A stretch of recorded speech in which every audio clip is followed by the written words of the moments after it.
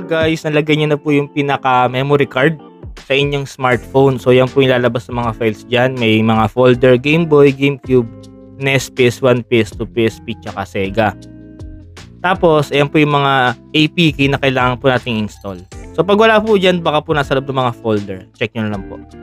So kailangan nyo pong install lahat dyan. Ano po yun? 1, 2, 3, 4, 5, 6, 7, 8. So pag ayaw po ma-install, pwede po kayo mag-direct, mag-download sa Play Store. Free lang naman po yan. So for example, na-install nyo na po lahat. And then, open muna natin isa-isa para ma-setup.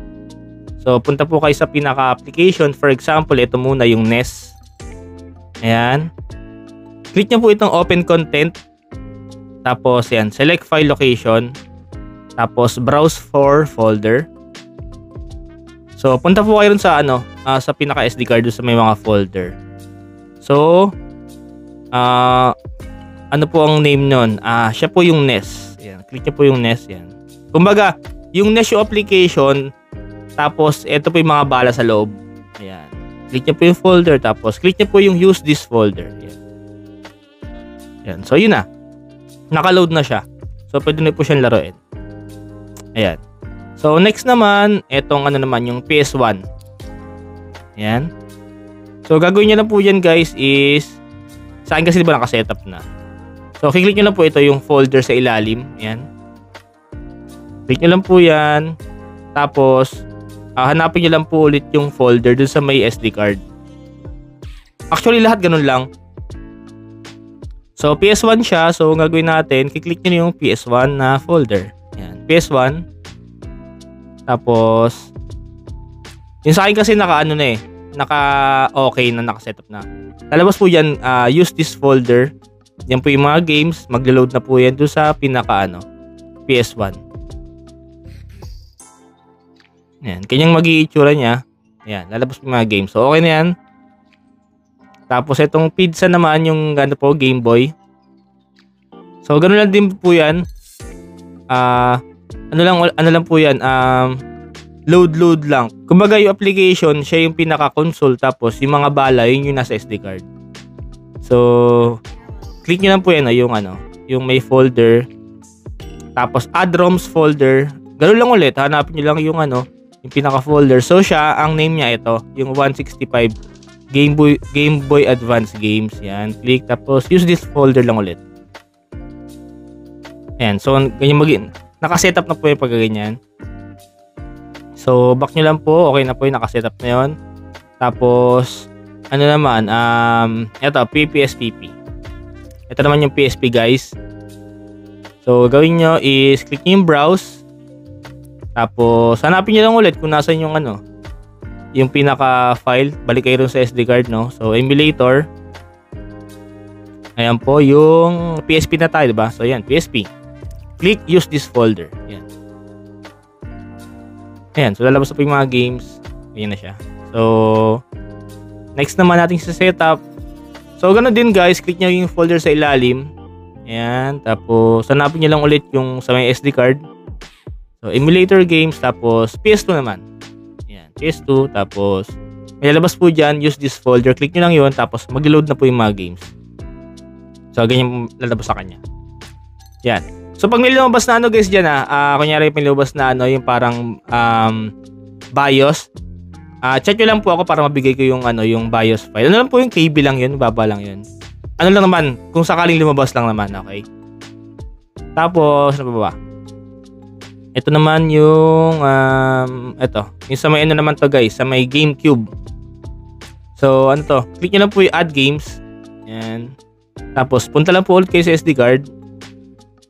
Ayan, emulator games, tapos, so, GameCube siya, so, click mo yung GameCube, tapos, use this folder. Ayan na siya. Alabas na siya dyan.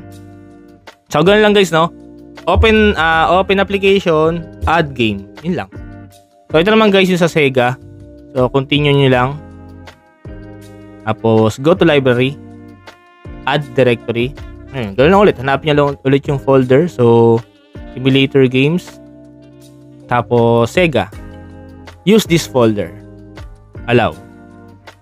Tapos, punta na po kayo sa games. Ayun na siya. Lalabas na siya dyan. So, ganun kasimple guys. Exit muna natin yan. Tapos, yung ano naman guys, yung para magmukha siyang console, no? Ito naman yung ating open na huli. Yung pinaka, natin. Daigisho application. So, okay guys, open natin tong Daigisho app.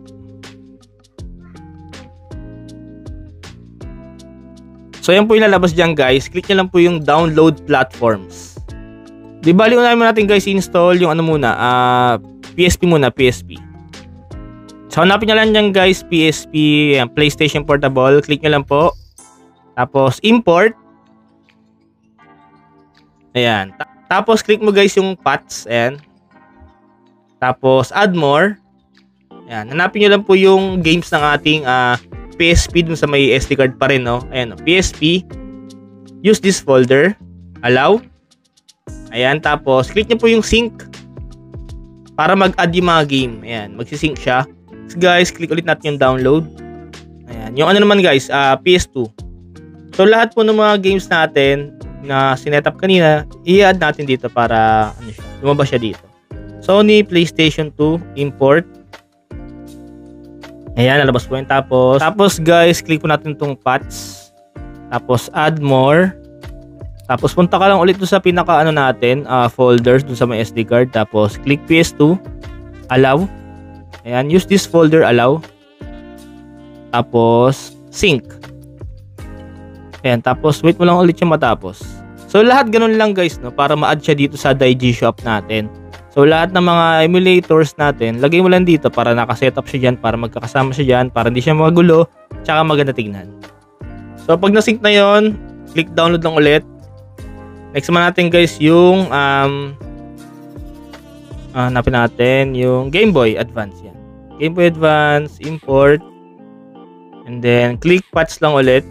So kapag nandyan na lahat guys, yung PS2, yan, PSP, PS1, Dreamcast, Family Computer, Game Boy Advance, GameCube, yan, okay na po yan. So next natin gagawin guys, i-connect po natin itong ating wireless gamepad sa ating smartphone at para ma-setup po yung kanyang mga buttons dito sa ating smartphone. So ano lang to guys, isang beses nyo lang siya kailangang i-pair, next time easy to connect na siya. So gagawin nyo lang guys is syempre open natin yung ating Bluetooth.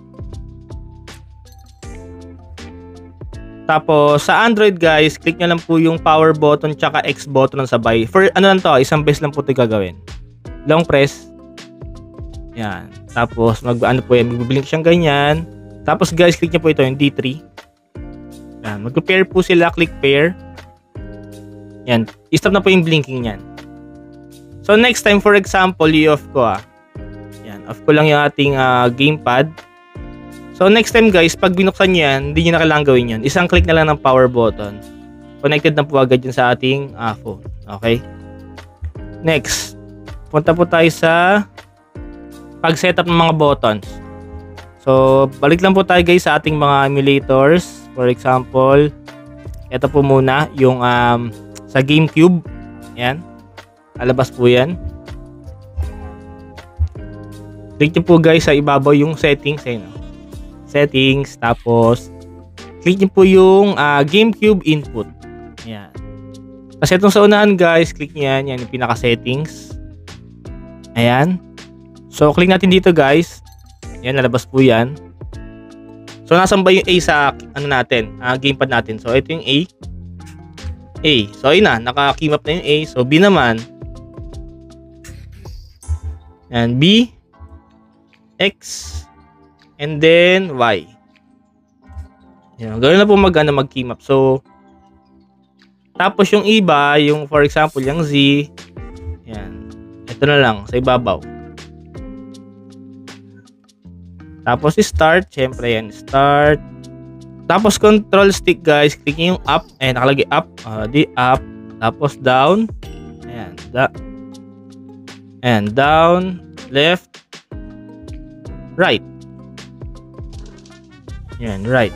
Yung modifier, wag nyo na naglagay yan. Tapos itong guys, C-stick, sa kabila naman, yan, up, down, tapos left, and then right. Ayan, so ayan, nakaset up na siya.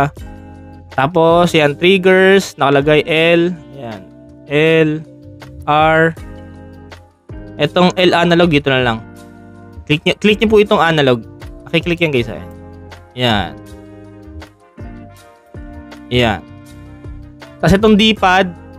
So, ito yung D-pad, diba? So, ayan, up, down, tapos left, and then right. Ayan. So, back nyo lang. Nakasave na po yan. Ayan, lalabas. Save. Ayan, save setting. So, pwede na po kayo maglaro. So, nakaset na yung controller niyan. Ganun lang kasimple. Actually, lahat ng, guys, lahat ng emulator, ganun lang din. So, next naman itong PS1. Ayan, PS1. So, click natin guys dito. Magkakaiba lang ng format ng settings. Pero, sa pagkikima, pare-pares lang. So, click natin itong 3 lines. Tapos, click po natin. Ayan guys, controller settings. Tapos, click mo yung port. Tapos, ayan, nakalagay na guys, diba? So, controller type. Ayan, analog controller. Ayan, lagay mo lang yan. Tapos, ayan, D-pad. Up. Ayan. Right. Down. Left. So, triangle naman. Triangle. Circle. X. Square. Tapos, select. Ayan, select. Start. Tapos, yan. L1. Tapos, R1. Kabila. Tapos, L2. Tapos, R2. Tapos, yung L3, ito yan, yung pinaka-analog. Click mo lang. Ayan. R3. Tapos, itong left stick. Ayan. Left. Ayan. Right. Down. Up. So, right stick naman. Ayan. Right stick. Left. Right. Down. Up. Yun. So, gawin lang guys. So, setup na yon. Tapos back nyo lang. Pag naglaro po kayo dyan, naka-setup na yung controls yan. So, next naman, for example, itong Game Boy. Pag ganyan siya guys, pwede yung yan i-rotate. Ayan, ganyan siya. Connect pala natin. Ba't pala hindi ko kineconnect? Saka yun pala guys may nakapagtanong kasi paano raw pag nalobat di pwede mag-charge. So pwede ka mag-charge, alisin mo lang tong cellphone, yan, charge mo. Kasi wireless naman siya.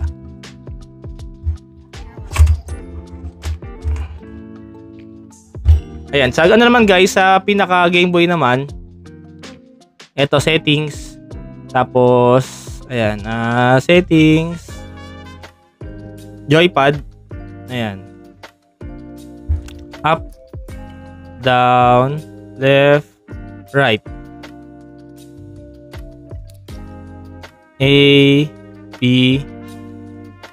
C for example, tapos L kasi kaunti lang mga button sa Game Boy. R. Select, start. So ayun na. Nakapaglaro na po kayo sa Game Boy ng naka-gamepad. Ayan. Ayan. Next naman guys is ito naman guys, PPSPP. Ayan, click nyo lang po settings, tapos controls, and then control mapping. Ayan, so lalabas po yan. Ayan, D-pad, up, down, left, right. Tapos circle, X, square, tapos triangle, tapos yung start, and start, select, and then L, R, analog up, analog down, analog left, analog right. Back nyo lang. Ayan, nagana na siya. Ayan. Okay. Next naman, tapos sa PS2, kahawig lang to ng PS1 yung pag-setup. 3 lines, click, tapos ayan, controller settings, port 1, Tapos, ayan, D-pad up. Ayan, right, down, left, triangle, circle, X, square, select, start, L1, L2, R1, R2, L3, R3, tapos left stick,